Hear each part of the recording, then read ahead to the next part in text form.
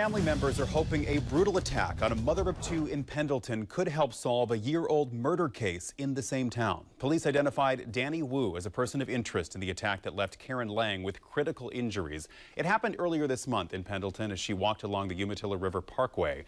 KPTV's Kai Porter is live outside of OHSU tonight, where Karen is still in critical but stable condition. Kai. Ben, Karen has been recovering here at OHSU for the past 2 weeks. Her husband says she is still not very responsive, and he says right now doctors are working to reduce brain swelling. Unfortunately, he says there is some brain damage, but doctors expect Karen to make a good recovery. Detectives believe that Karen's attack is linked to an unsolved murder also in Pendleton. And it's an absolute emotional roller coaster. Dan Lang held a news conference at OHSU this evening, where his wife Karen is recovering from a brutal attack. This guy was out to kill her. August 9th, Karen was on her evening walk down this path in Pendleton when police say the attacker hit her in the head with a metal pipe.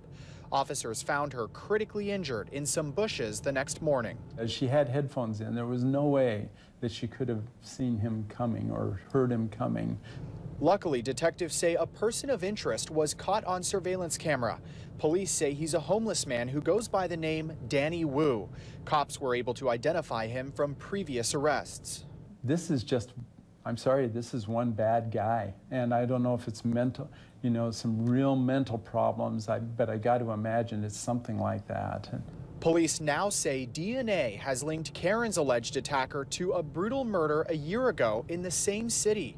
Detectives say DNA on the pipe used in Karen's attack matches DNA recovered from a 2012 murder scene. 19-year-old Amy Jane Brandhagen was found stabbed to death in a Pendleton motel where she worked. Detectives say Wu matches the description of her killer. What's kind of an interesting story about this is that Amy Jane Brandhagen, we knew her entire life. They went to our same church. We were very good friends with her parents. And Dan says if anything good comes out of his wife's attack, it would be to help put Amy Jane's killer behind bars. I know that Karen would want that murder solved. And it's a big sacrifice to make, but to have that murder solved is so important.